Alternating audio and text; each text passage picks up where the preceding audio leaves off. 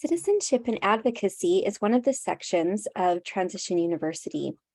There are several types of advocacy: self-advocacy, advocacy, and systems advocacy, to name just a few. Self-advocacy is where a person speaks for themselves and communicates their own needs, wants, and desires. Self-advocacy is not always easy. In fact, it can be difficult at times. It takes time, knowledge, and practice. An important part of self-advocacy is learning to be comfortable talking about your disability. It is important everyone learn to talk to others about what it's like to live with certain conditions. Communicating helps others understand your needs and accommodations at work, school, and in the community. Self-advocacy is learning how to speak up and express your needs and wants, ask for help when you need it, make your own decisions, and know your rights and responsibilities. You and your family have important experiences that are valuable, and people need to hear your story. You can practice telling your story to your family and friends until you are more comfortable sharing it with others. Identify your needs and learn how to explain them. Your opinions matter. Focus on your needs first, and then transition to wants and desires. Getting started is actually just the hardest part. Sometimes we think advocacy is a big and hard thing to do. Actually, we all advocate for ourselves every day in small ways. We can learn advocacy by speaking up about things we would like to change. The more we practice, the easier advocacy becomes. For example, are you hungry? Are you comfortable? Do you like your clothes? Do you want to change your plans? Every time we advocate, we have the opportunity to educate someone. This activity and others like it can be found in the purple section of our youth workbook found on our Utah Parent Center website. These activities are a great way for caregivers to interact with their youth and help them discover their strengths and what advocacy means to them. Skills and strengths are things youth enjoy doing or things that youth are good at. Some strengths are pretty easy to show others or to talk about, like art or dancing. Others might be a little bit more difficult to describe, like being friendly or being able to spend a long time doing the same thing. The activities in the workbook talk about words like disclosure and accommodations. Are you familiar with the word disclosure? Disclosure means you make information known to someone or you tell someone about your disability. You get to choose when to tell someone about your disability and how much to tell them. So there's some reasons why you possibly would want to tell someone about your disability. Perhaps you need an accommodation. Maybe you're trying to get a job and you need to explain what accommodations you need. Maybe you would like to attend college and receive support, or maybe you'll be traveling. There may be times you choose to tell someone about your disability so you can receive an accommodation for the help you need. It's possible to receive accommodations for school or work, or even when you're out in the community. Being able to receive accommodations in life was not always possible. However, because of the disability rights movement, the rights of individuals with disabilities are now protected. We'll talk about the disability rights movement more in just a moment. So now let's talk about advocacy. This next section will help family members, teachers, peers, and your community learn how they can support you. Where self-advocacy is an individual speaking for themselves, advocacy is representing someone else. For example, a parent advocates for their youth at an IEP meeting. One thing that is often overlooked in transition is advocacy, yet it is critical to future success of your youth. If they are able to state what they struggle with, what their strengths are, and what they need, it is an indicator of future success. Families advocating and being part of the process and the transition process, and families who get involved in this area often makes a huge difference in the lives of our youth. You know your child best, so trust yourself and your instincts. However, as your youth grows, it is important to give them as much of a voice as possible when it comes to decisions about their life. As an advocate for young adults, the Utah Parent Center can help connect you with the resources you need. By simply attending a class like this, you are taking a wonderful first step. You don't need to do everything at once. This is a process that doesn't happen overnight. It takes time. If we model good advocacy, our children will learn from us. Transition age is the perfect time to develop and display advocacy skills. Let your youth take the lead as much as possible with your support. For example, if your child is struggling in a class, instead of emailing the teacher, help your child formulate the email and send it. Give your child opportunities to make choices and honor their preferences. Advocacy can take place anywhere. Some examples are in the home, school, community, work, with doctors, and with hospitals. Advocacy can take place with friends and even with family members. It is like growing a garden. You can plant the seeds, but when it takes time for the seeds to take root and bloom. Some of the things we want to change might be small and seem insignificant, but will eventually lead to bigger changes. We have to be patient and persistent because change can take time. It's important not to give up or to get discouraged. In an IEP meeting, you can tell the team what classes you want to take and what you are interested in doing. IEP meetings are a great place to begin. For youth, if it is hard for you to talk when you are in a group or people, you might consider making a poster or a slideshow about the things you want to discuss and take it to the meeting or the appointment. You can also practice beforehand so you feel prepared and more at ease. Let the team and your parents know you want to be part of it. Make sure they understand you are in charge of your meeting and are competent enough to make your own decisions. It is okay to ask for guidance from parents and teachers before you make decisions. Parents, if an individual is nonverbal, make sure they're heard in their IEP meetings, especially if they have a communication device, eye gaze, picture cards, speech device, etc. Students who are nonverbal can be marginalized. It is important their voice is recognized and heard. If verbal communication is difficult or not possible, there are other options for expressing yourself. Part of advocacy is to help you find and use your voice, but that doesn't always have to be done through speaking. Advocacy doesn't always have to be a face-to-face or in a big group. Find the method that works best for you. Here are a few examples of people that can help you. They include, but are not limited to, your family, teachers, medical team, friends, neighbors, and government officials. We will go into working with doctors when we discuss transition from pediatric to adult medicine in different sections of Transition University. But we wanted to point out, while we are talking about advocacy, that it's important to know youth can start learning how to advocate for themselves and for their health care sooner rather than later. Youth can interact with and ask questions to their medical team.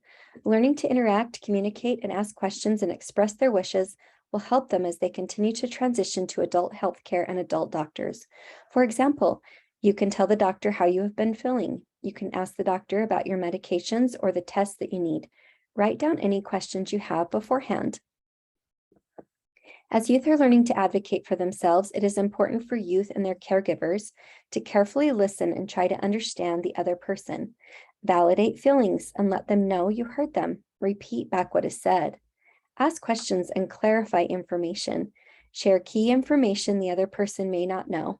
Express your concerns and feelings through I statements. For example, I feel or I am concerned. Look for the signs where you may need to make a change. Behavior is communication, so prioritize the needs and start with one thing and just start from there. Find support from others with similar needs. The Utah Parent Center has a workshop on communication if you are interested in improving your communication skills. Look at the events tab on our website to find the next class. A long time ago, people with disabilities advocated for equal rights. They wanted access to public buildings, transportation, schools, and more. Because of the advocacy efforts of people in the past, so much has been done to improve the lives of people with disabilities and their families. However, it is important to remember there is always more each of us can do on an individual, community, national, or world level. These are areas that include but are not limited to inclusion at school, being able to get on and off the bus, basic accessibility to housing, schools, stores, doctor's offices, post offices, and more. There are videos that we will link on our website so that you can watch some of the history of the disability rights movement. After World War I, many soldiers came home with injuries and needed physical and occupational therapy and help integrating back into the community. This helped raise awareness about the needs of people with disabilities.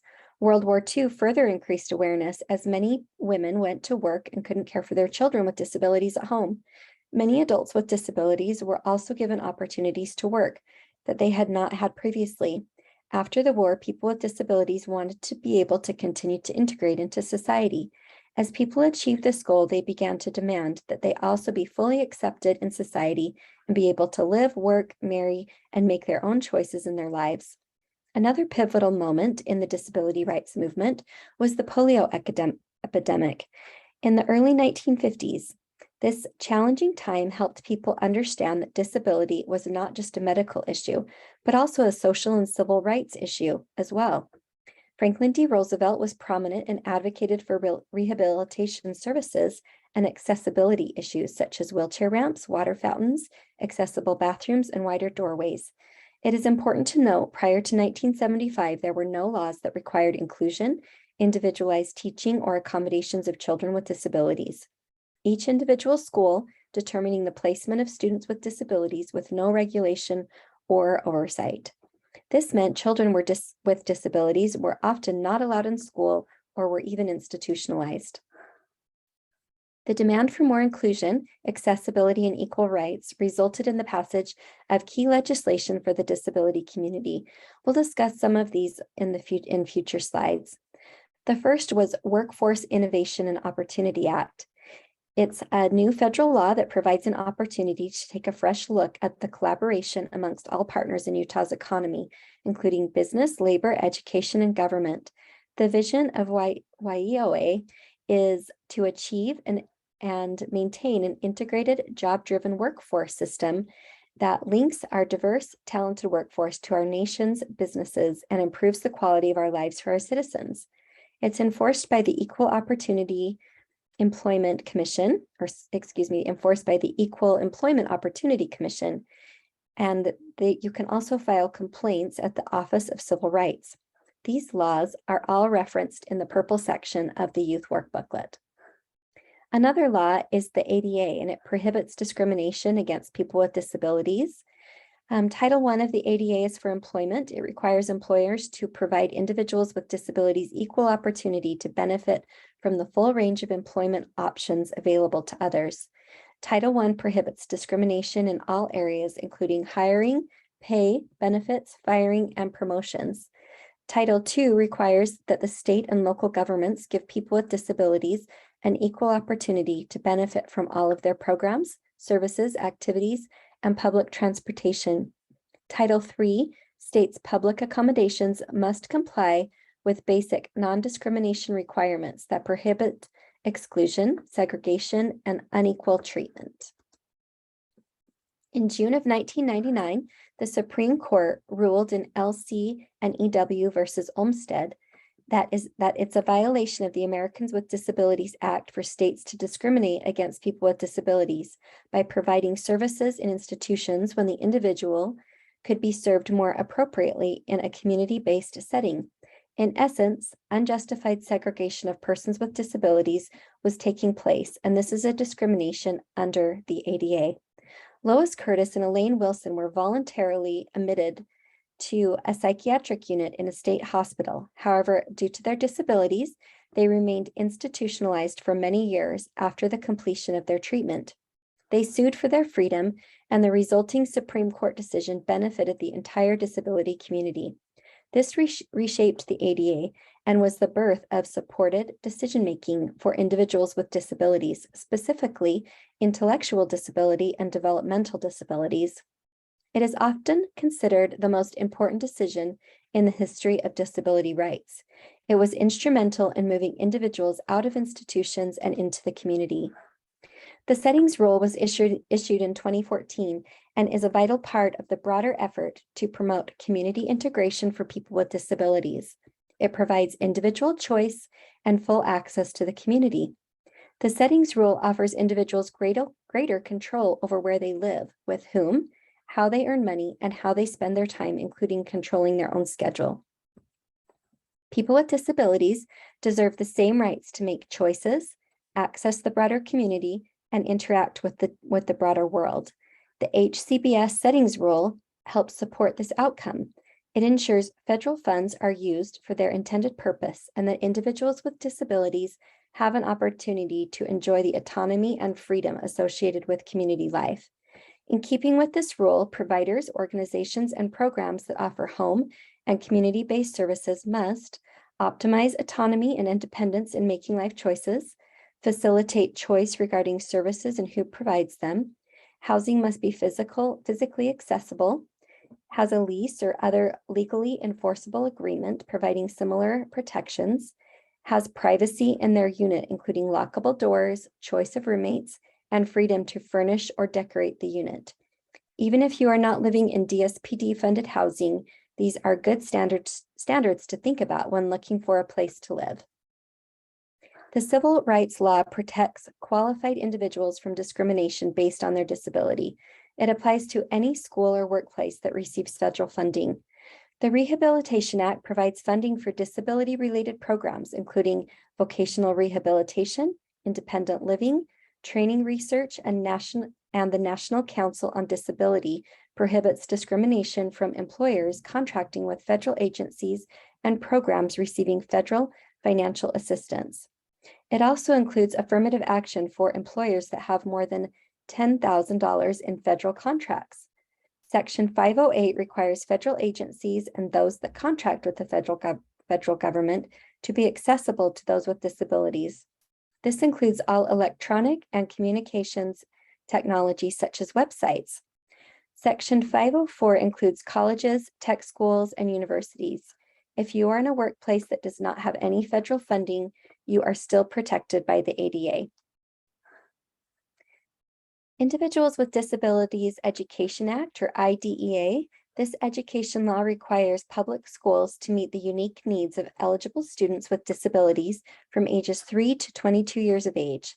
This is the foundation for individualized education programs. The school is legally required to deliver specialized instruction, work on goals, and modify assignments as needed.